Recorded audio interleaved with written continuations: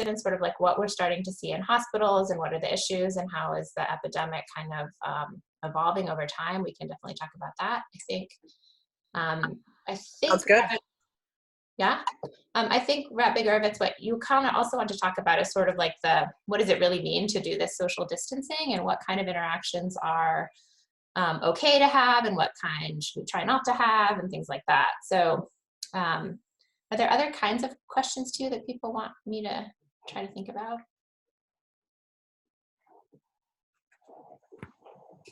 I would love to hear what you were saying about when you're sick in the hospital. Yeah, was that Jacqueline?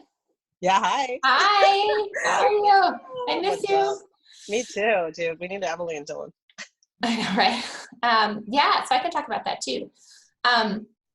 So I guess, yeah, maybe just to start with this sort of social distancing stuff. I think the big idea is basically, you guys have probably all heard this idea of sort of like flattening the curve, right? Like the idea is to basically slow the transmission spread as much as possible. I think before this epidemic is over, we're going to have probably, estimates range from like 50 to 70% of the population who will have been infected. Most people will have mild disease, so it's not like all those people are going to be sick. In fact, a lot of people are asymptomatic. But probably by the time this sort of burns itself out and the virus doesn't have enough people to jump to who are not immune, that's how many of us will probably have been exposed. So some people say, why not just get it over with if it's going to happen? And I think the reason not to get it over with quickly has to do with sort of overwhelming the capacity of the healthcare system to take care of people. So probably like 80% of people who have the virus will have either very few symptoms or very mild symptoms, if any at all. Probably 10 to 15% of people will have pretty sort of severe illness that requires kind of hospital level care. And the remaining small proportion will have really severe illness that requires like intensive care units and ventilators. And if all those people happen to come to the intensive care unit and need a ventilator around the same time, we just don't have enough. Like we don't have enough ICU beds, we don't have enough healthcare workers, we don't have enough ventilators. And so that's, like what we saw in Italy. And it's really heartbreaking. And there's an article in the New England Journal that just came out yesterday about ventilator triage. Like how do you, is that my fire alarm?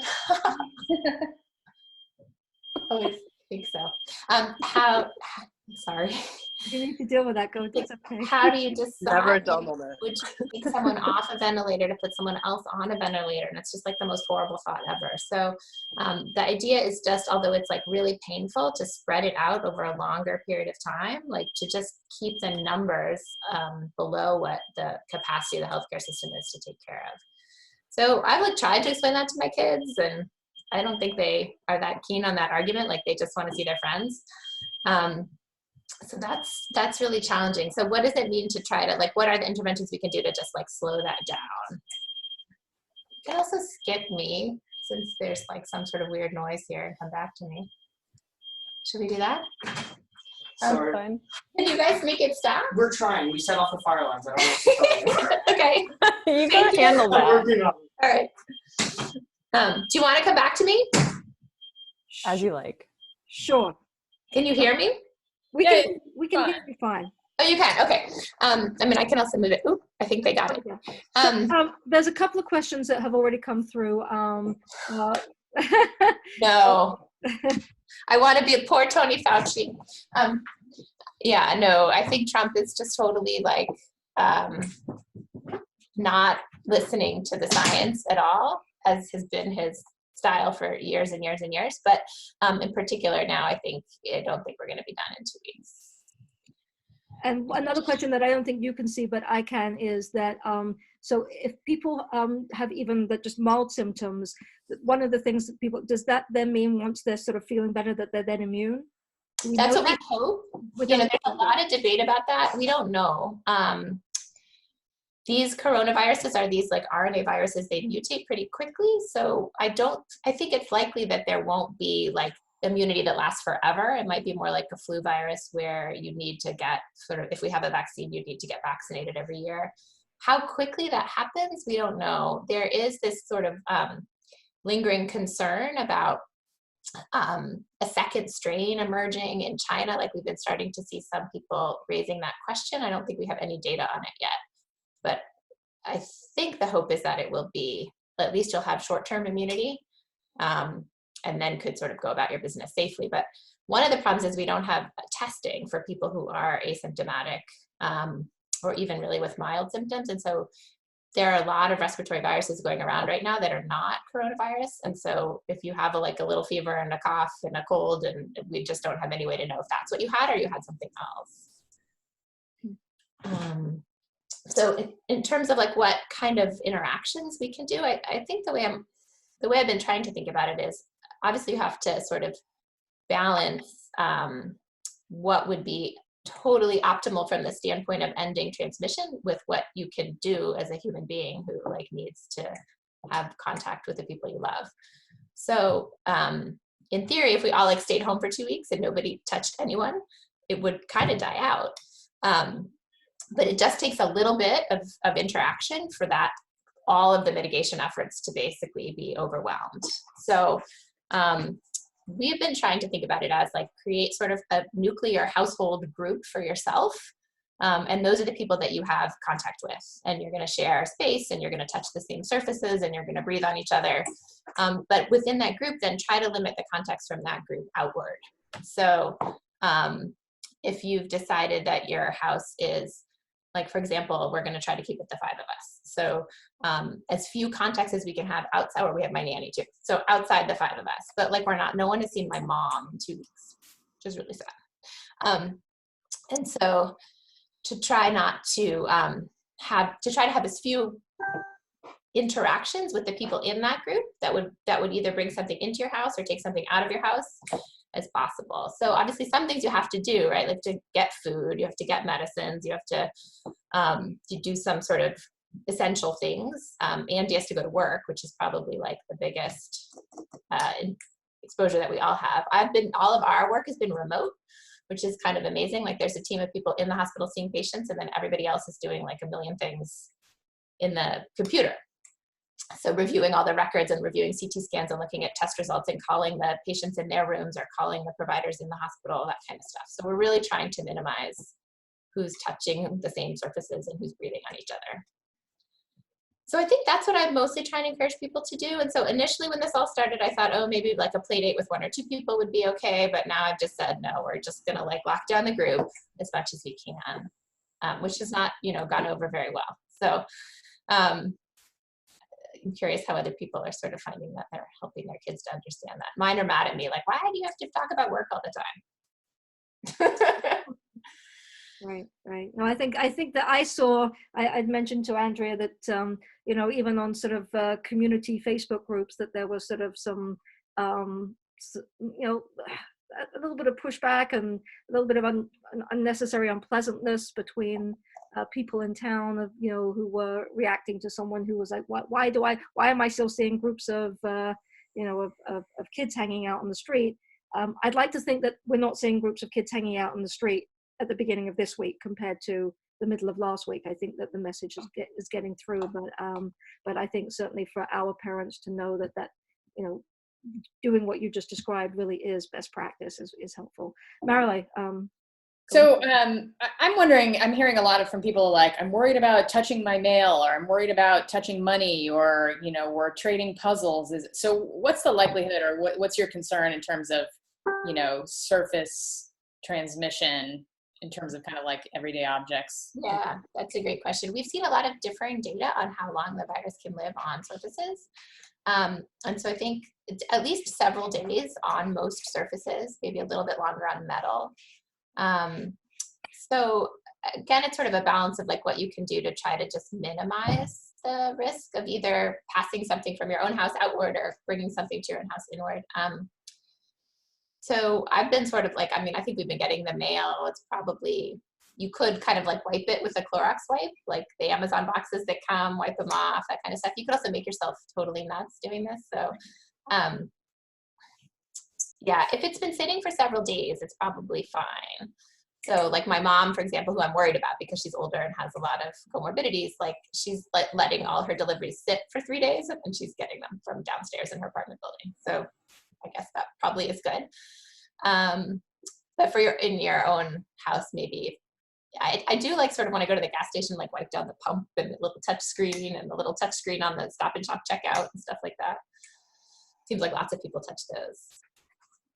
Marsha asked, is the risk of this higher than getting the regular flu? Yeah, I think it probably is, because the regular flu, hopefully people are vaccinated against, and so that will help prevent most circulating strains, although, you know, the efficacy has been like 50% in recent years, still better than, you know, still better than zero. And then right now there's no immunity in the population, so the virus is spreading really, really quickly. And so I think your risk of getting it is pretty high, actually. Most of us, if we get it, will be like have asymptomatic infection or very mild infection.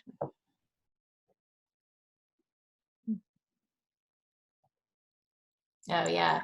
So Eileen said, is there an explanation for why healthcare workers are getting more severe symptoms? I think it is kind of like an inoculum issue, like how much virus you're exposed to. It's really scary, though, because like we, you know, like 8% of people who were infected and hospitalized in Italy were healthcare workers.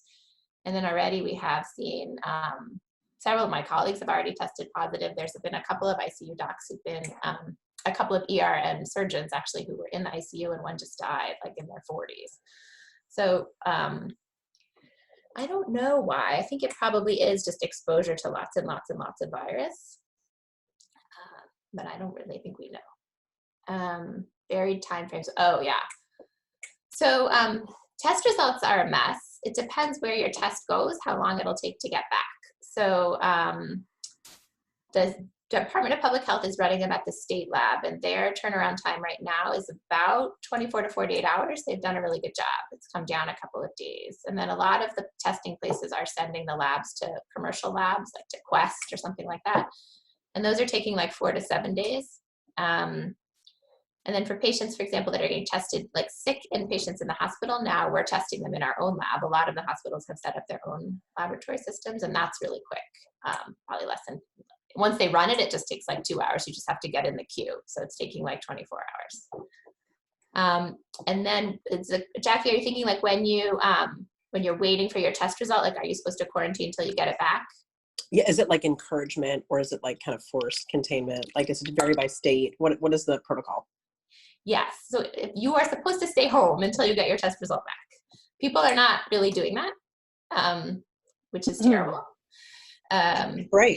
That is what you're supposed to do, but like I think we can't really like enforce it. And then DPH just hasn't, the Department of Public Health hasn't been able to do a lot of the stuff that we normally do in outbreaks, because the volume has just been enormous, and because they just didn't have the funding and didn't have the test kits, especially in the beginning when it would have, I think, made a big difference. I mean, it would still help now, but it's just been sort of a slow and steady kind of eroding of like funding and support for public health infrastructure over the last few years. So hard to be poised to respond quickly and early as we could have done. It's frustrating because, you know, we have like public health tools that work. We just didn't have any chance to even really get started with them. I think that what I'm picking up and taking away from, you know, everything that you've shared, aside from just enormous gratitude to you and anyone who's working in the healthcare industry right now, because, you know, it is, there's just so much to be done, and what you shared about increased risks to health workers as well. Certainly, us doing our part to try and, you know, say loudly the importance of getting materials to hospitals and masks and thank you, and all of those things. But aside from that, I think just really hearing loud and clear that anything that we can be doing to to do to stay home, to stay put, and to minimize those interactions ultimately is going to be for the benefit of everyone. And to really, you know, that there isn't a lot of wiggle room there. Like, do it as much as you possibly can. And perhaps on that front, that kind of segues us into moving to Rebecca, because for a lot of us, particularly parents with kids at home and parents who are trying to work from home, we then have to deal with how we manage trying to do what we need to do to help the health industry and to help each other. Yeah. And like Andrea said, those of us who are doing the support work are just making it, right? So let's everybody be gentle with ourselves. This is like really like an unprecedented time, right? I mean, for me, just a little introduction, I'm a clinical social worker. Before I moved back east, I'm from the East Coast, was out west for like 10 years, came back just this last summer. When I was on the West Coast, I was working in emergency medicine, doing social work, like in an emergency capacity. So that's, that environment is like very close to my heart. And it's, it's really terrifying to watch what's happening, right? And we're all experiencing that sense of like, wow, overwhelming amount of information coming at us. And not all of us are even that familiar with medicine in the first place. So then we're hearing all these things and we're hearing all this information, we're hearing all these stories, and we're trying to just understand what we're hearing in the first place. So just being like cognizant of that a lot is coming at everyone all at once. And it's a really overwhelming time. So now that I'm here on the East Coast, I'm fully online. I have my own private practice, and this is where I meet clients. This is my office. Hello. So I didn't have to make that transition, which was fortunate for me. But then again, I have twin preschoolers who are now home all the time. So that totally throws things in, they don't really respect the whole don't stand at the door and make farting noises like in the middle of a session kind of thing. So I start all of my sessions with, hey, by the way, like we're all under quarantine basically. So yes, there might be toddler noises. There might be a dog barking, things that are slightly unusual for my sessions. And of course, a little bit of grace goes a long way. My experience is that we're all in this together. And the more that we can remind each other of that, the more smoothly things go, right? We have to just band together like we're doing here. I mean, we're so fortunate to have this resource and this amazing spiritual community supporting us and being able to do these kind of things, So thanks, Rabbi Rachel, for getting us together. It really, really makes a difference. So what I wanted to talk about, just a few things, and then I'm totally open to questions. I'm definitely more comfortable with that. I'm usually not a presenter so much as somebody who responds to people's distress. But I wanted to just tell you about some of the themes that I'm hearing from clients, from family, from friends, from Facebook, from other parents, and just, probably these are things that you're thinking too. So sometimes it's just helpful to hear them put out there and be like, wow, I'm normal because I'm hearing that. So I have about 5. The first one is, I don't know what's true. I don't know who to believe. That's stressful. That's really hard. Everyone who's a parent already knows we don't come home with a guidebook, right? On like how to be a good parent. I mean, there's lots of great books out there, but in reality, nobody can tell you how to parent your own children. And so that feeling of being like adrift in a sea of information that's conflicting and confusing, we already do that every day as parents, right? Like all the time. On top of that, we're now getting all this conflicting information coming in about this very scary, real disease, right? So grateful for Andrea and all her wise words and helpful insight into like what's just happening, what's true. That's precious. And, leaning into supports and people that we know that we do trust and getting solid information in that way is really helpful. And of course, I mean, I can speak for myself, but I'm sure Andrea feels this way. I know Rabbi Rachel feels this way. You can always like reach out and say, where can I get good information? That's always important, right? To feel like we can trust something. Our kids are feeling the same thing. What's true now? What are the rules now? What's up, what's down? Usually we wake up in the morning and I have to get dressed and I have to brush my teeth and I have to get my backpack on and I have to go to school. That's not true anymore. So is everything not true anymore? Like what's true right now? So we're sort of having parallel experiences with our children and seeing that's going on, that sense of like, I don't know where to look. So that's one theme I'm hearing. Another one I'm hearing is I can't do it all.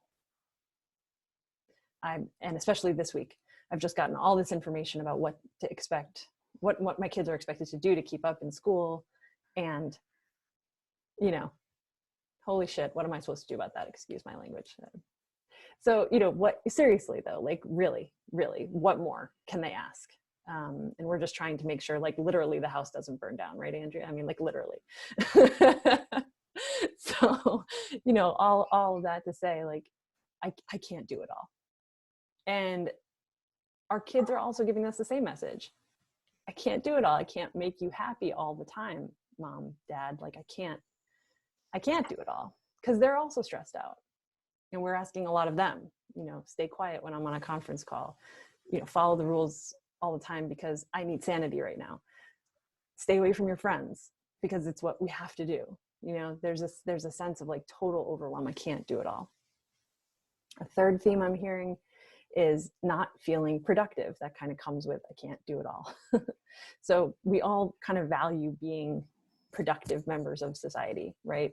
Productive members of our household, like to get the dishes done, whatever it is, like to make sure that there's like some clean laundry somewhere, even if it's a pile that I can grab from, like at least there's underwear. But just that feeling of like, I can't, every time I start to do something, I can't finish it. Now, of course, as parents, we're sort of like used to that. You know, if you haven't had an infant ever, you know what that feels like. I had two at the same time, so I'm intimately aware what that feels like. The second you start with one, the other one needs something, etc. We've all gone through this. So we're sort of already familiar with it, and yet we didn't expect to be here now necessarily. And then on top of that, we're still being expected to learn how to do our jobs from home if we haven't gone through that transition already. And there's so much being placed on us, learning new technologies just so we can connect with our you know, fellow congregants. I mean, there's so much learning right now, and it's very hard when you're new at anything to get productive. You know, the workforce productivity states, you know, that there's a huge period of familiarization, sometimes as much as 90 days in a new job, just to familiarize yourself with the job, let alone how to do it or how to do it well. We're not anywhere near that amount of time in this new reality, right? Another theme I'm hearing is I feel edgy. I feel short. I feel like every time somebody asks me to do another thing, I want to just lose it. Whether it's the kids, whether it's the spouse, whether it's the dog. I'm just edgy. I think we all can relate to that one. And then the fifth one is I'm exhausted. I'm hearing that a lot this week, especially. And I think that there's two things about that. Number one, of course, is just exhaustion from, like, we're in this and we're doing so much. I mean, here we are, 8:30 at night. What we're used to doing is, you know, Netflixing. And what are we doing? We're like looking for parenting advice and like how to chill out, like in this situation. Like this is not normal, right? Like most of us don't do this at 8:30 at night most of the time. We're looking for a way to just shut down and chill. So, you know, thank you all for being here, and like, you know, recognize this is asking a lot of yourself. The other piece of it is the adrenaline piece. Last week was very almost exciting.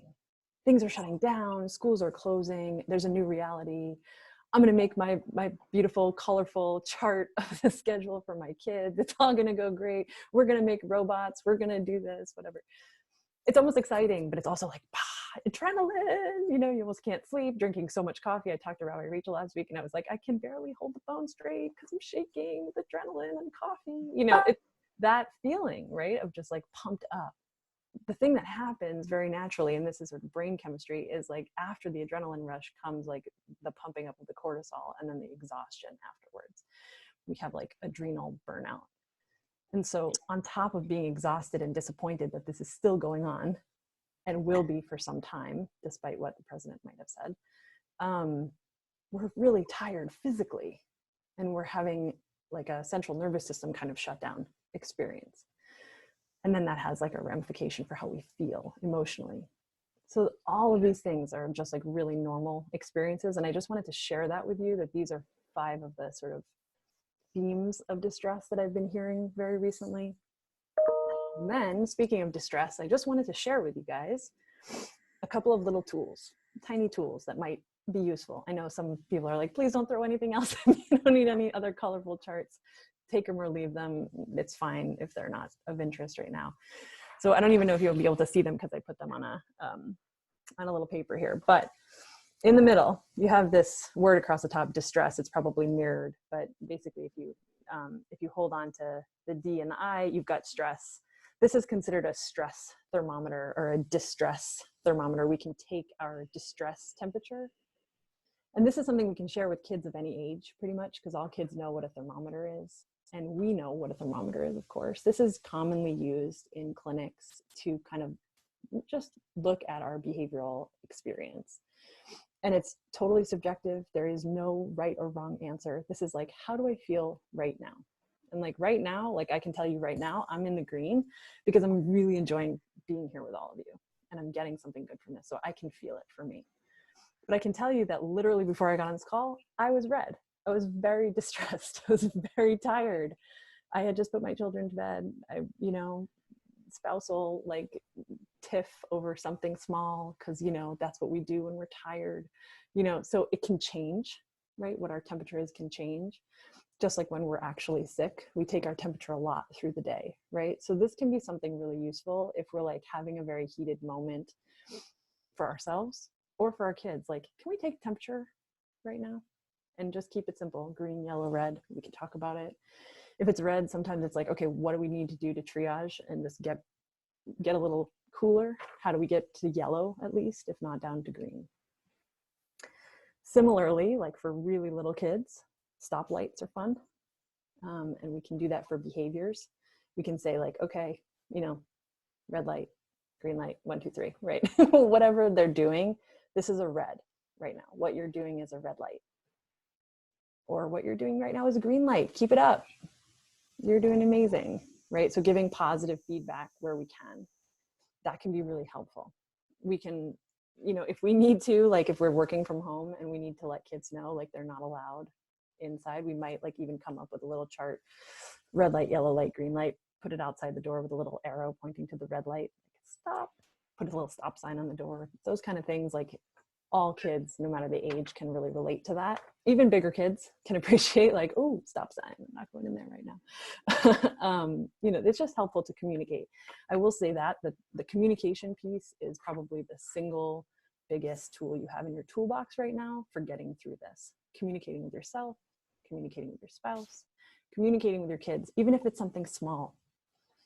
I was literally just talking tonight about the fact that if you're going to go like into an office where you don't usually work, or into a bedroom or somewhere where you can get space, and especially if you have little kids, but I think big kids too, and spouses too, and you're literally going in there to get space. Sometimes you might think, oh, if I go in there and I just close the door, that's enough.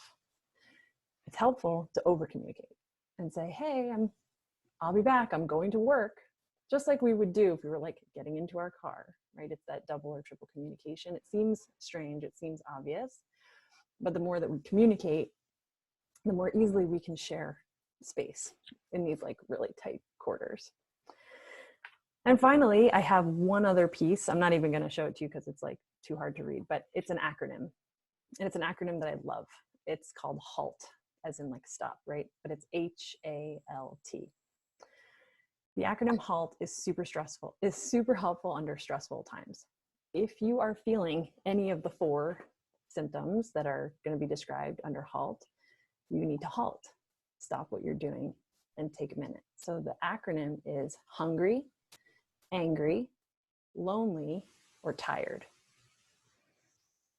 Some people have more things they can add extra letters on, but for most of us, if we're feeling any of those things, it's a sign to check in with ourselves. It's also true for our children. Hungry doesn't go over well. Screaming toddlers that haven't had a snack in 3 hours, not going to go well, right? Same with teenagers. Angry. Yeah, we can relate to that, right? When we're angry, we tend to get angrier, not the other way around, right? So it's very hard to turn it around if we don't acknowledge it. Lonely, that can be happening right now for all of us, including our kids. So making sure that we find ways to connect, or find ways to get them connected to their friends. And then tired, which of course we just said, we're all really, really tired right now. So probably tired is like always true right now. But if it's specifically tired, you're like more tired than usual, to really take note of that and slow down, stop, give yourself something that you need.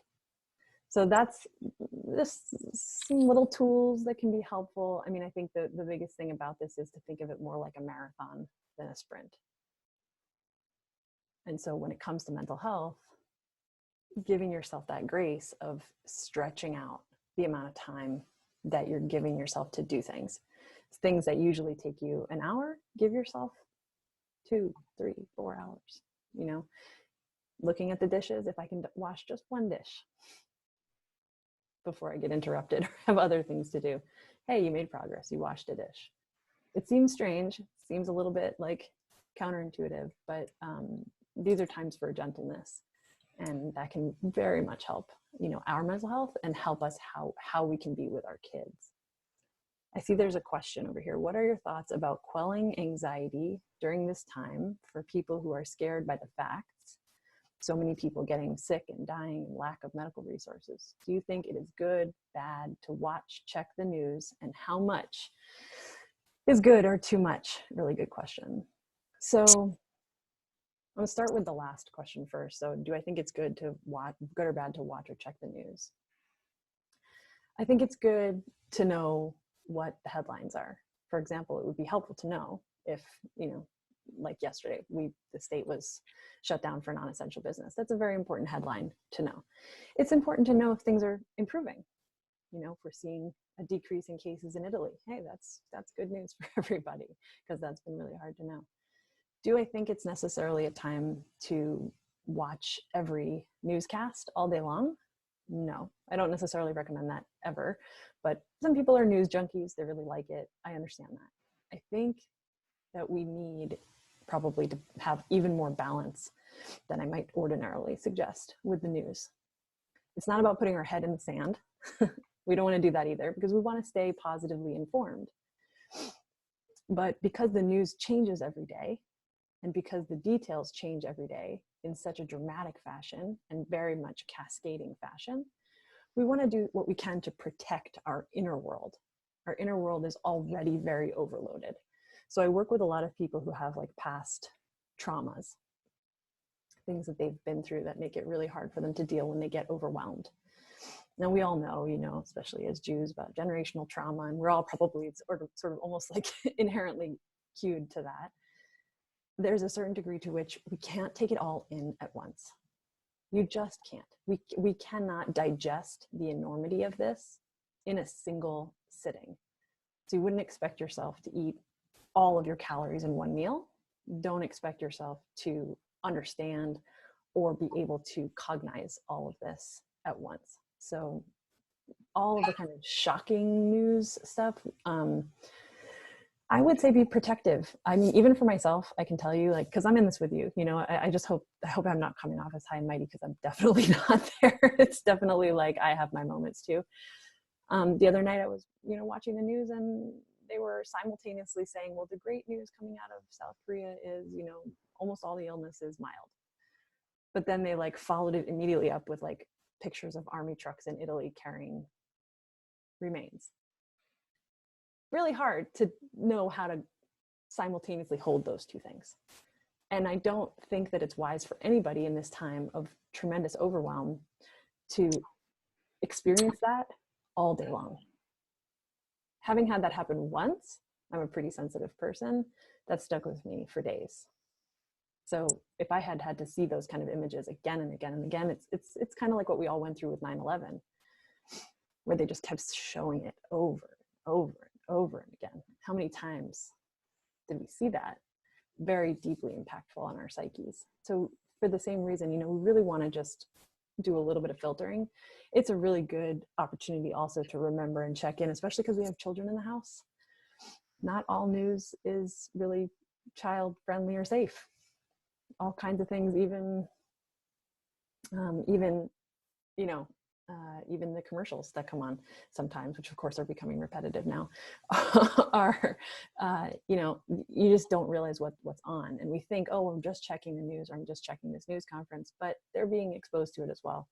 And it can increase their stress levels. So we want to do what we can to watch sort of like the ratings a little bit more, and think of ourselves as needing that too.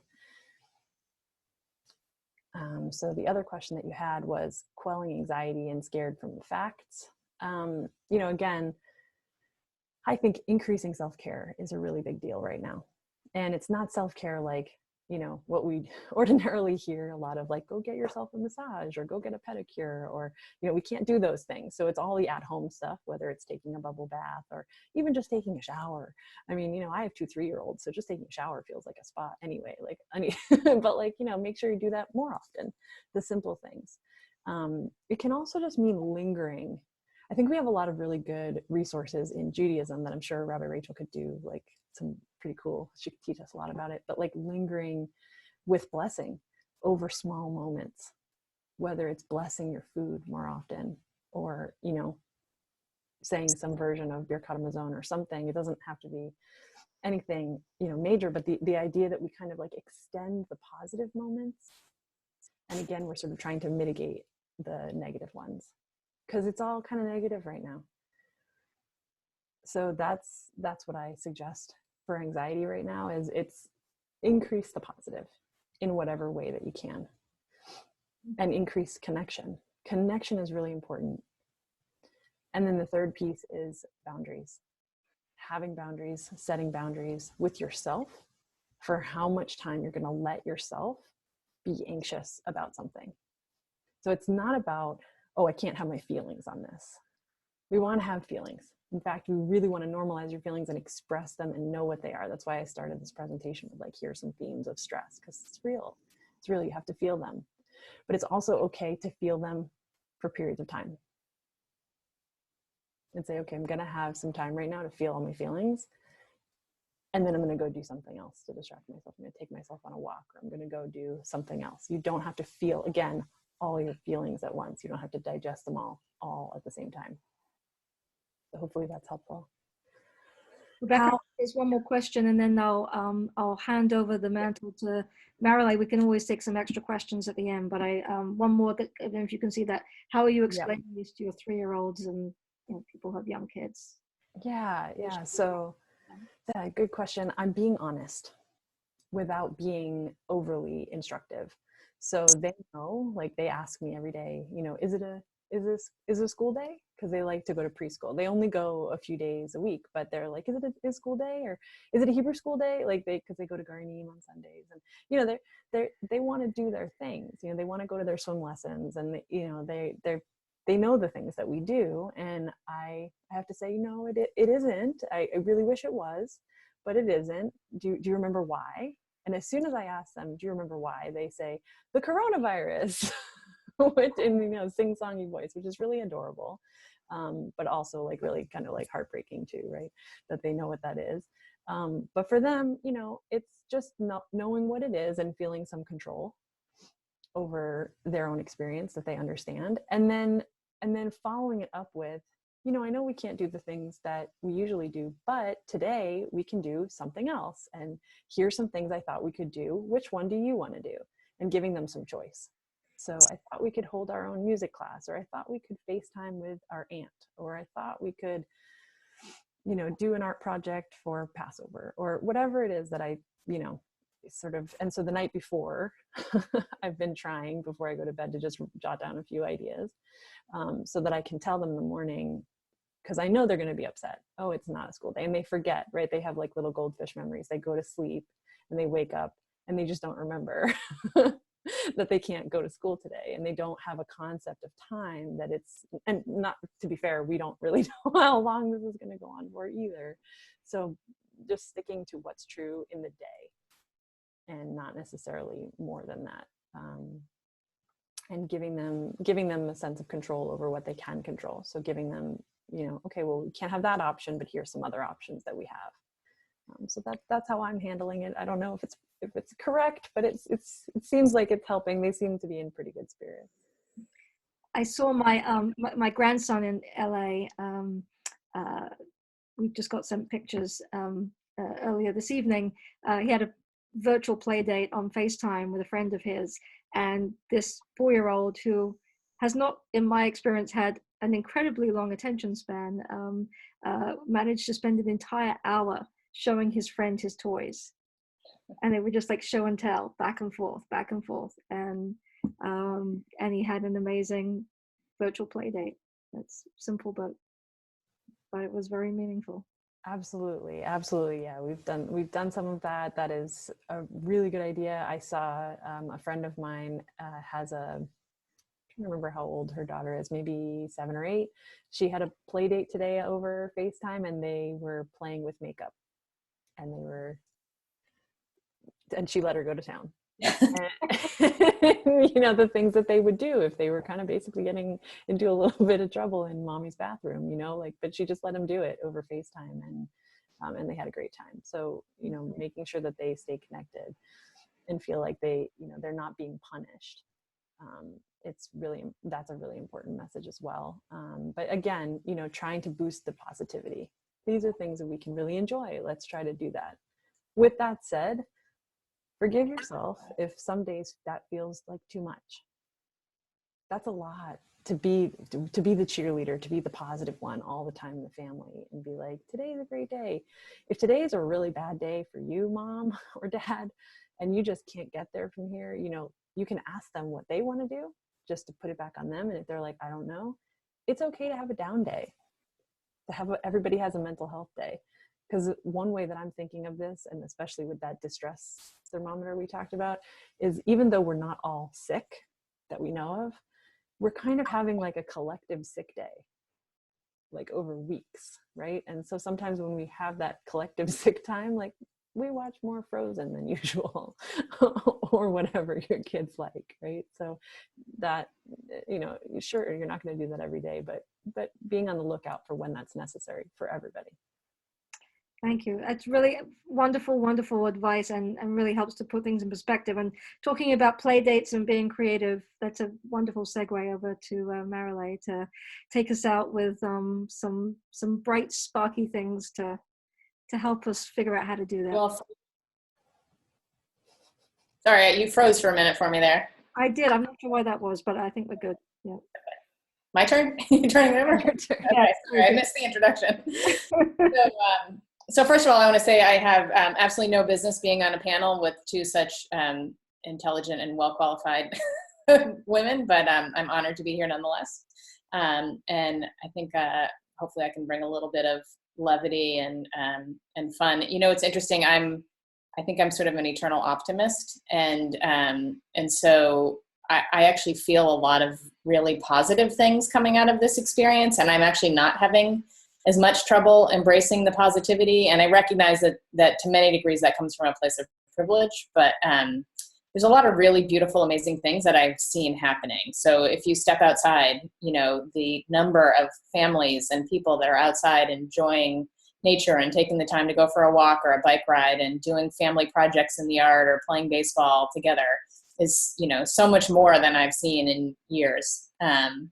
The virtual connections that are happening like this. And, you know, for me, I've connected to more friend groups in the last week than, you know, people that I haven't talked to in years, because we all have time and we're so unscheduled that there's just an opportunity to do things that we don't normally get to do because we can't find the time to do it. So, so on that note, I think about it too, from a learning perspective.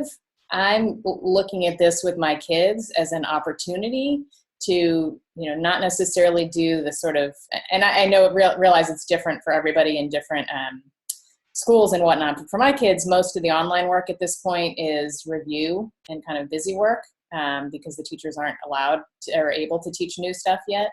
And so I'm looking at this as an opportunity with my kids to learn in new things and learn in different ways. And so when it comes to being creative, I'm trying to think about creative ways that I can encourage them to learn new things and try new things. And so be less focused on the schoolwork and more focused on different places that they can learn. Because let's face it, when you're baking a cake, you're also learning something. You're learning measurements and you're learning skills, and, you know, those are skills that are going to be important for life, and you're exploring your own creativity and your own likes and dislikes. And, you know, if my kids can take this opportunity to figure out what it is that they like to do, that's a great thing. So I have a 16-year-old and a 13-year-old. And my 16-year-old, sophomore in high school, we're sort of starting to get into the phase of what do you want to be when you grow up, you know, and what do you like, and what do you foresee yourself doing in your future. And so I think this time now he has the opportunity to explore with all this free time what is it that you like to do with your free time other than, you know, play video games, which was probably the first choice. But we're trying to take time aside from that and explore other things. So on that note, you know, somebody said to me once that I'm an idea person, and I think, I guess that's why they pay me to do what I do from a marketing perspective, but I'm trying to sort of leverage that too right now in terms of coming up with ideas for keeping my kids entertained and keeping my friends' kids entertained, and approaching this this crazy time that we're in. And the thing that I've discovered is with just a little bit of preparation, I can ultimately save myself a lot of time. So if I can spend 15 or 20 or 30 minutes planning a day, or planning a structure for my kids, then I can ultimately save myself a lot of time during the day in terms of being nagged and bothered, and or having to feel like I have to be on top of them and how much time are they spending on XYZ. So one of the things I've discovered is that kids love competitions, and they love incentives, and they love earning things. And I think this is true for older kids and for younger kids. So things like the, I don't know how many of you saw the virtual baking challenge that happened today through the congregation. And this also is something that I've been doing on my own with my own kids and their friends. But creating a competition around baking. That's been really fun as a diversion for them, coming up with a quick theme. You know, for the first week for us, it was, and today for the temple, it was a pizza cookie. And it entertained. The first time I did that with my daughter, I literally just and she needed something to do and she was bored, and I was like, go make a pizza cookie and, you know, see if you can do that. And it occupied her for 3 hours. And yes, the kitchen was a mess at the end, but it was something to do for 3 hours. But on that note of sort of competitions and scoring points and things like that, I think there's a lot to be said for putting points around tasks, or making tasks a game. And so things like, you know, spend 30 minutes outside getting fresh air and you can earn 5 points. Spend 30 minutes reading a book and you can earn 10 points. And then those points can all go towards, maybe it's towards more screen time that they want to earn later in the day, or maybe it's towards, you know, maybe it's money that they earn, or maybe it's a prize at the end of the day, or they turn it in for a prize box. But kids can be super incentivized. And I think kids of any age from 3 up to 16 or 18 can be incentivized by like small things. My daughter, I said, I'll pay you $5 for every book you read in the next, you know, and that's pretty much your allowance right now. So for every book you read. So, and she's totally incentivized by that. So she's spending hours in her room, you know, getting through books, which is great. There's a great thing that a lot of you have probably seen on Pinterest before, but I think it's a great opportunity for this, is creating a bulletin board with chores on it.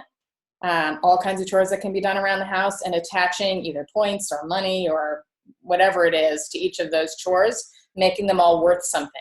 And then the kids can look at the chore board and decide what they're willing to do to get whatever that incentive is. So maybe it's worth 5 minutes of screen time, or it's worth 20 minutes of screen time, or it's worth, you know, whatever's valuable to them. It's worth, you know, a package of M&Ms or an extra treat, or, you know, a movie with your family. But it incentivizes them to then, you know, get those chores done, which again is more time that you're not being bothered. Scavenger hunts are really great ways to keep kids occupied for a long time. And it's something that you can spend 20 or 30 minutes doing in the morning. You know, sit down and make a list of items that can be, if it's a nice day, list of items that can be found outside in your neighborhood, and, you know, make it a competition who can find it first, or do it with the kids across the street and have them, they all have to take a picture of their findings and send it to you at the end of the day. And, you know, you score them based on who found the most stuff. But that's a great way to, kids love that, like, incentive to go out and just find something and have something to do. So you can even find those lists online, scavenger hunt lists, outdoor scavenger hunts. Do them in the house if it's a lousy day.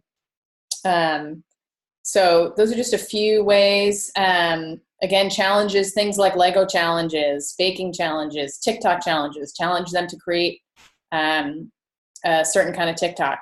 Challenge their friends to do the same thing, and that'll occupy them for a while. Oh, there was a great thing that I saw one of my friends did was she sat down with her kids and created popsicle sticks, and they wrote down on every stick something to do. And it was everything from like write a haiku about your brother to go on a road trip with your and play car bingo. And they wrote down all this stuff on sticks, and they sat down as a family and developed them and put them all in a coffee can. And then when her kids can't find anything to do, or when they're driving her crazy, it's time to pull something out of the can, and she pulls out a stick. And they have to do whatever's on that stick, because those were decided as a family. So it's just a way of pulling out getting them engaged in coming up with activities, and then making them stick to it. So I'm curious to hear what you guys are doing as well. I'm sure there's hopefully some fun stuff happening in your houses. And if there's things that you're finding particularly challenging, I'm happy to help brainstorm around it as well.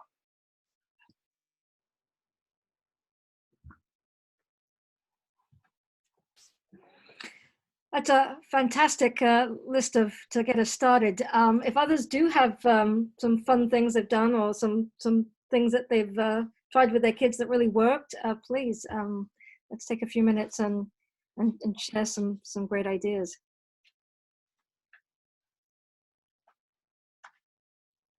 Feel free to come off of mute, because everyone's muted at the moment.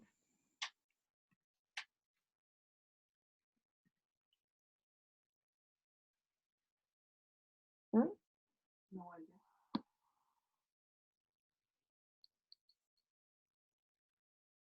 I love the list you gave us to get us going. Certainly, I know the Stacy Ween in our office has taken over, sort of trying to do a weekly challenge that the temple will put out for our kids.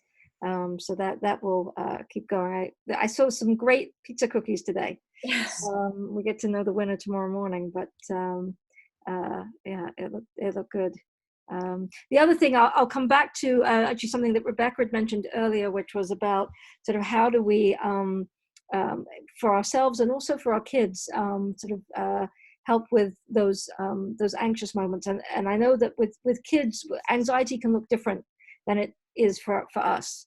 You know, I've been hearing, about teenagers especially who are just sort of kind of immobilized in terms of being able to do things, because just the feeling of overwhelm with what's coming to them, particularly in the schoolwork department, but also kids who might have had some challenges before this all happened with anxiety and with other kinds of issues that are just have been exacerbated in this moment. And I think all of the strategies that we use, whether it's sitting together and breathing together, breathing meditation, or singing a song together, which has the same impact. Sometimes singing, and doing silly stuff that creates laughter. Just kind of don't worry about getting the assignment done. You just sometimes need to cut through and stop and do something that's, shared jokes online. Those kinds of things can really help. What we're trying to do, twice a week, I'm offering a morning meditation. Tomorrow morning will be the next one, 10 a.m. But they're all being recorded and then put on our YouTube channel and put on Facebook, so that for people who can't sit and meditate in real time, they're only about 30 minutes each, but it's a way of doing something together. And those meditations also, each one has a focus on a different kind of character trait that can kind of, if we reflect on it, sort of see how it's playing out in this situation, ways we can strengthen some of our resilience in this scenario. And the other is the children's candle lighting, Shabbat time, which most weeks is a candle lighting at 5 o'clock, but when it typically would have been a Shabbat Rishon, we'll probably do something that's a little bit more than just candle lighting, maybe at a slightly later time. Rabbi Joe and I are going to figure that out. But even this past week, I'm trying to make sure that the stories that we share or the rituals or the blessings that we do are things that directly kind of provide some spiritual foundation for kids getting through these weeks, and parents as well. But this last Friday we did the Angel's Blessing, which is a ritual of sort of calling upon sort of angelic energy to be around us to kind of help us feel protected when we go to bed at night. So very, very consciously thinking about some of those spiritual tools that can help support both parents and kids during these days and weeks ahead. Any final thoughts, questions, reflections for the evening? The hour's getting late. It's been a long day for everyone.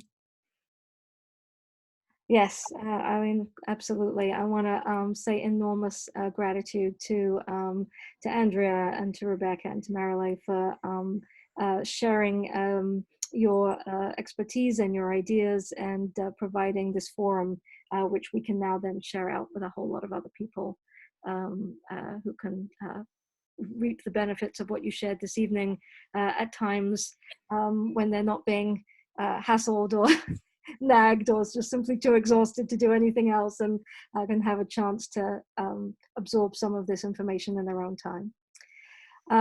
And as we heard, this is a marathon, not a sprint. So if there's an opportunity that people think would be helpful to do this again in, say, a couple of weeks, you know, just a sort of a check-in for parents and an opportunity to share a little bit more, then we'll set up another opportunity to do that. So do be in touch with me if that would be appreciated and helpful. And Andrea's just messaging to everyone. If you have questions, she's saying feel free to be in touch, and certainly be in touch with me. And we're trying to help everyone get connected to the resources that they need, whether it's with the congregation or with other members in the congregation who have specific expertise that might be useful to someone in their particular moment of need. I also want to just add a quick PSA that I should have said before, but I just want to make sure it makes it into this recording, which is that one of the questions that was asked was how to manage anxiety. And I also just want to say, like little PSA, you all know this, but FYI, like therapy is available for children, for adults, for groups, for families. If you're feeling distressed, if you're feeling like you're like cracking under this pressure, please reach out for help. There is so much help available, more and more. And more insurance companies, for example, are allowing telehealth to be reimbursed. So more and more therapists are actually coming onto the online therapy bandwagon. I've already been doing it, but myself aside, like more and more people. And so just please reach out for help if you need it, or if you know somebody who needs it. Like don't think that that's not available just because that's traditionally done in an office setting. It's totally available. Right. Any final words from Marile or Andrea before we sign off for the night? No, I did forget to say that it's fine to go outside. I think people know that. It's good. You have to be really careful about like minimizing bumping into people on the trail that you're walking on, or like, picking up their phone if they drop it, or like, can you take a picture of me? Not right now. But yeah, definitely that I think is totally great. Thank you guys so much. This was really nice to hear from everyone. It's nice to see everyone's face. Andy is delighted to see you too. There he goes. Yeah, thank you guys. I'm going to sign off, but take care. Okay, thank you all very much. Have a good night. We'll see you online, and please God, in not too long, back in person. Okay, take care everyone. Be well. Good night.